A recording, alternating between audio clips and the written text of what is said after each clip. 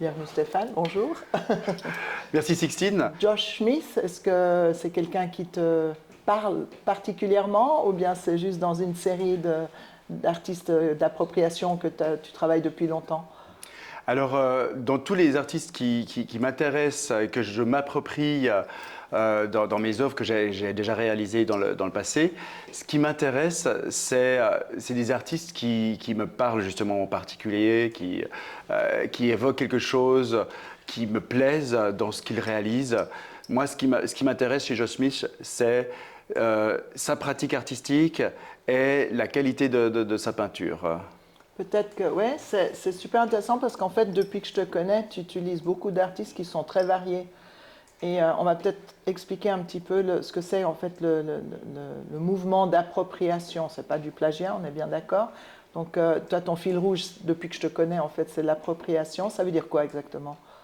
Alors, l'appropriation, c'est un mouvement qui s'est développé dans les années 60, notamment avec les artistes comme Hélène Surtevant. Elle a la même période, de la même génération que Andy Warhol. Elle reprenait des œuvres d'artistes de sa génération qu'elle peignait à l'identique. À un tel point que quand elle faisait des Warhol et qu'on demandait à Andy Warhol mais dites-moi, monsieur Warhol, comment vous faites pour peindre vos tableaux? Il disait de demander à Hélène. Donc c'était déjà quelque chose qui était reconnu comme travail.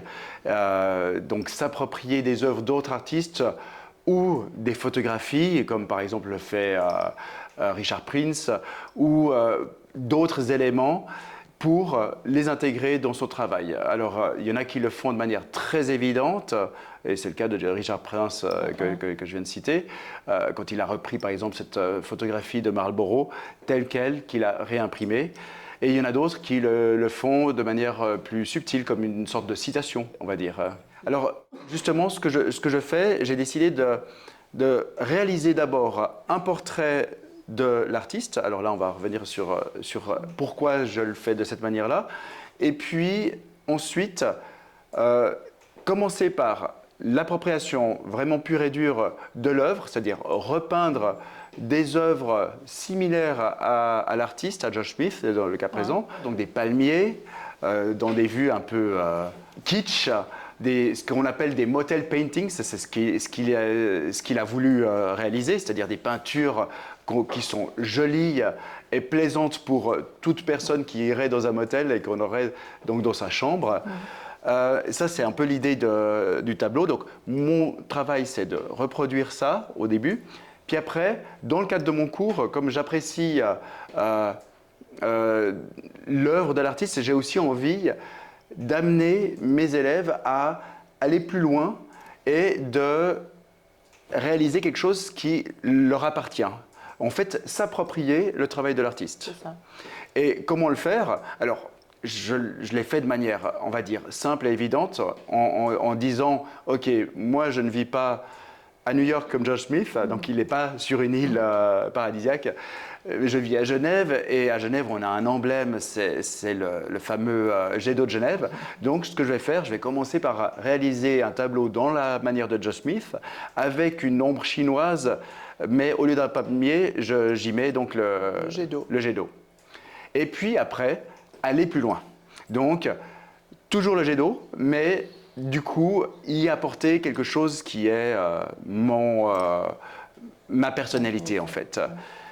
Et tu pars de plus en plus dans l'abstrait. On parlait hier que George Smith, avec ses appâts de couleurs, etc., il rappelait un peu Bram van Velde. Donc toi, tu reportes aussi un autre artiste, en fait. Tu introduis un autre artiste dans ta peinture. Et puis, moi, j'aimais particulièrement aussi ton idée d'avoir à chaque fois, au fur et à mesure que tu continueras dans cette série, tu auras un portrait de l'artiste, une exposition qu'il a fait. Là, on se trouve au MAMCO. Au Centre d'art contemporain? Pardon, au Centre d'art contemporain. Et puis le nom de l'artiste, en mettant à chaque fois Stéphane Ducret. Hein, il est quelque part. Alors, il est là. Vous aurez, je pense, tous reconnu l'image qui est représentée sur ce tableau, c'est-à-dire que quand on est sur son smartphone et puis qu'on fait une recherche d'images, eh bien, on a 2 colonnes avec des photographies ou des reproductions arrondies et 2-3 mots juste en dessous sur 2 lignes qui citent la photographie, enfin la provenance de la photographie. Et donc j'ai voulu travailler sur ceci comme étant comme base d'un portrait de l'artiste. Parce que pour moi, le portrait de l'artiste, ce n'est pas juste la photographie de l'artiste, son visage, où là, il est caché d'ailleurs, c'est assez drôle, mais c'est aussi ce qu'il a réalisé ou ce qu'il réalise en tant qu'artiste, justement, sa démarche, ses tableaux ou ses sculptures ou quoi que ce soit. Et du coup, j'ai intégré 2 de ces œuvres. Alors, on a bien évidemment celle qui m'intéresse actuellement dans cette exposition de la série des Palm Tree Paintings, mais aussi une de ces œuvres qui l'a rendue très, très connue, c'est ces fameuses peintures qu'on a appelées les name paintings, où il a repris simplement son nom. Ce n'est pas du tout une histoire d'ego, mais c'est juste une sorte d'excuse, on va dire, pour traiter de la peinture expressionniste, à la façon de Munch, comme tu disais, ou de Bram van Velde, voilà. Et puis ici en bas à gauche, on a une photographie, enfin une peinture d'après-photographie de son exposition au Centre d'art contemporain à Genève, qui a eu lieu il y a une dizaine d'années, que j'ai eu le plaisir d'ailleurs de voir. Ouais. Et c'est vrai que quand j'ai été voir cette exposition, je me suis dit, mais c'est incroyable, on a une connexion avec Bram van Velde qui est énorme. Donc en fait, lui, il s'est inspiré très certainement, je dis bien, hein, parce que je ne suis pas dans sa peau, mais d'artistes comme Bram van Velde ou bien comme Edvard Munch, et moi je m'inspire de lui ou d'autres artistes. C'est d'ailleurs assez intéressant parce qu'en faisant un petit peu de recherche sur lui, il a toujours dit dans une entrevue, je crois que c'était un entretien chez Xavier Hufkens, qu'en fait il s'inspirait d'images, mais après c'était dans sa tête, il ne reprenait pas de photos, ou il ne s'inspirait pas du réel. En fait, c'était vraiment ce qu'il y avait dans son image. Et il a aussi fait des vues de rue avec des maisons. Pendant la pandémie, je crois qu'il était enfermé, enfin, comme tout le monde, hein, on était tous dans nos ateliers ou nos maisons. Et puis, il a fait toute une exposition des toiles de maisons. Mais ce n'était pas forcément les maisons en face de chez lui, c'était ce qu'il avait dans sa mémoire. Et puis, je crois que c'est Hauser & Wirth, ils ont exposé ces œuvres de maisons les unes à côté des autres pour faire toute une rue. Et dans l'interview, il dit moi, je ne les avais pas vues comme ça parce que ce n'est pas des maisons qui étaient collées les unes aux autres, mais enfin, ça fonctionne. Donc, c'est assez marrant, en fait, comment souvent il y a une influence extérieure qui peut voir autre chose, qui peut montrer une autre vision. Donc, tu fais même des collages. Hein. J'ai vu, il y a 2-3 œuvres là où tu as collé des morceaux les emballages de tes craies, de tes pastels, etc. Donc, tu joues vraiment avec la matière. Absolument. Alors là on touche un point aussi intéressant, c'est là dans les dessins que j'ai réalisés pour cette exposition et qu'on peut voir ici, je les ai peints ou je les ai dessinés a posteriori. Je ne sais pas si ça se dit comme ça. On triera. Voilà. Je les ai dessinés après avoir peint toutes ces œuvres. Donc, ce ne sont pas des dessins préparatoires, ce sont vraiment des œuvres à part entière. Okay. Donc ça, c'est important. Et puis, effectivement, j'aime bien la notion de récupération, légère récupération, on va dire. Donc, quand je dessine à cette sorte de pastel à l'huile, en fait, c'est des oil sticks, bien sûr, au bout d'un moment, il s'use. Donc, il reste un petit morceau, il reste le papier que j'enlève petit à petit.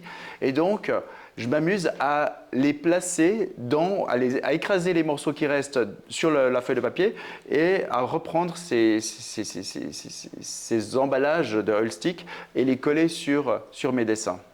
Et ça fait écho, en fait, à ces tableaux où, du coup, quand j'ai décidé de développer au-delà de l'œuvre de Josh Smith, donc au-delà de l'aspect kitsch et des palmiers, en reprenant un paysage bien suisse, bien genevois, qui est le jet d'eau, eh bien là, j'ai décidé toujours d'utiliser la partie expressionniste de Josh Smith avec des couleurs vives, des ondes de couleurs, des formes, mais par contre, j'ai décidé aussi d'éviter, d'empêcher les spectateurs d'entrer dans une contemplation d'un objet kitsch. d'un tableau kitsch, d'une image jolie. Et justement, là, j'y suis allé avec des traces de pinceau encore plus sales, on va dire, carrément salies, volontairement dégoulinantes. Il y a des gouttes, il y a des craquelures aussi dans mes tableaux, donc il y a ces sortes d'erreurs, on va dire, entre guillemets, de peintre, parce que c'est des questions d'étalonnage de couches, hein, les unes après les autres. Si on le fait un peu mal, eh bien, on va avoir des craquelures. Donc il faut apprendre à éviter de faire ça. Ou alors si c'est volontaire. Ou alors si c'est volontaire, voilà, exactement. Ouais. Et puis en plus, j'ai les restes de peinture dans l'assiette. Alors ce que je fais, je prends une spatule et puis je jette ces restes de peinture sur les toiles. Comme ça, vraiment, on a quelque chose qui est bien sali, quoi. Ouais. Et alors là, on voit, je ne sais pas si on va le voir à la caméra, mais ta dernière toile, en fait, tu as fait un négatif, tu as fait le jet d'eau en noir. J'ai fait le jet d'eau en noir. Effectivement, cette pièce-là vient clore les 8 tableaux qui sont basés sur le jet d'eau et les palmiers, les 8 petites pièces. La 7e, c'est le jet d'eau en couleur arc-en-ciel parce que comme le jet d'eau est formé de ces petites gouttelettes d'eau, des millions de gouttelettes d'eau, eh bien pratiquement tous les jours où il fait beau, on a un bel arc-en-ciel, soit le matin très tôt, soit en fin de journée, qui sort du jet d'eau. C'est quelque chose d'absolument magique. Ouais. C'est toujours un plaisir d'ailleurs de se retrouver à l'apprécier et à voir les bateaux d'ailleurs passer devant. Et puis, effectivement, suite à toute cette envolée de couleurs, j'ai décidé de créer le jet d'eau en négatif. Donc le noir sur les couleurs de l'arc-en-ciel. Je veux dire, pas le jet d'eau négatif, l'arc-en-ciel en négatif. Tu vas avoir évidemment plusieurs artistes. Josh Smith étant le premier. Absolument. Comment tu fais? Tu sais déjà, tu as déjà les 10 artistes prochains dans ta tête ou bien tu as le prochain? Comment tu fais? Comment tu opères? Alors j'ai mon iPhone pour prendre les notes. C'est vrai que c'est la manière plus contemporaine d'écrire, de faire des esquisses. Mais oui, alors j'ai vraiment déjà une dizaine d'artistes.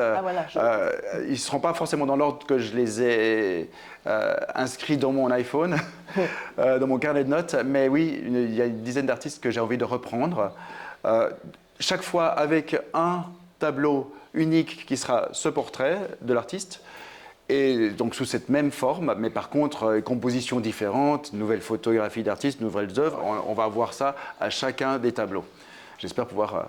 Et alors combien de temps, alors j'imagine il y a beaucoup de recherches, mis à part ta connaissance que tu as déjà, dès le moment où tu te lances, combien de temps il te faut pour faire ta collection, puis arriver à la pièce finale, Stéphane Ducret? Bonne question. C'est toujours, en fait, un processus, je dirais, qui est assez long, de plusieurs mois, parce qu'il faut que je m'exerce, il faut que j'essaye. Et puis parfois, je laisse tomber aussi de côté un artiste, parce que je n'arrive pas encore à percer les mystères de sa technique, et je reviens dessus plus tard. Donc, oui, plusieurs mois. Alors, en parlant d'échanges et je t'ai aussi connu à travailler dans des ateliers de collaboration, en fait, à travailler avec plusieurs artistes ensemble. D'ailleurs, on en a quelques-uns dans la salle, donc bienvenue à tout le monde. Voilà, Daniel Livara au fond. Comment ça, tu travailles mieux, ou tu avances plus vite, ou tu es plus dans ta réflexion tout seul, ou est-ce que tu aimes bien aussi travailler en collaboration, en échange, comment tu fais? Alors j'adore poser des questions. On a un groupe WhatsApp entre mes très chers amis Daniel Ibarra, qui est ici présent, Christelle Cereza, Thierry Feuz et quelques autres artistes. On a un groupe WhatsApp où on s'envoie des messages communs de tous les jours, mais aussi où de temps en temps on se pose des questions. Qu'est-ce que tu penses de ça? Qu'est-ce que vous pensez de ça? Et puis j'obtiens des réponses ou pas. Et ça se passe bien, il n'y a pas de jalousie? Non, on a chacun un travail très spécifique à soi et on a plutôt une énorme générosité et un amour pour les autres. Donc, aucune jalousie entre nous, non, jamais.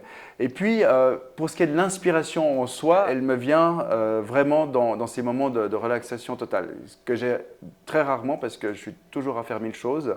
entre les ateliers que je donne, ma peinture et puis Et tes voyages. mes voyages, toute la gestion.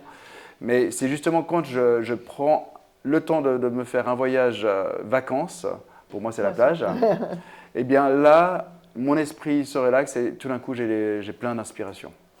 Et là, comme je suis parti 3 mois, alors il n'y avait pas 3 mois de vacances en Amérique latine, mais il y avait 2 semaines de vacances d'abord, puis après j'ai travaillé tout le reste du temps. Eh bien, c'est incroyable, mais dès que je me relaxe, ça peut être même déjà dans l'avion, en partant, j'ai déjà des idées qui me viennent. Donc je peux vous assurer que c'est frustrant parce que je partais pour 3 mois et je savais déjà ce que je voulais peindre ensuite. Donc l'idée des portraits m'est venue presque tout de suite et plein d'autres idées. Donc je suis là, je ne vais pas pouvoir peindre, c'est l'enfer. Mais j'aime bien aussi ce laps de temps de réflexion, c'est-à-dire que j'ai les idées, je les écris, je les garde en tête aussi. Et cette frustration de ne pas pouvoir la mettre en place, telle idée tout de suite, elle est bonne parce que l'idée évolue. Et par exemple, pour le portrait, j'avais une idée totalement différente de ce que j'ai fait maintenant. Et ça a mis 3 mois avant d'arriver à cette idée-là, en fait. Aboutir, Ouais. Donc, je suis très content. C'est intéressant.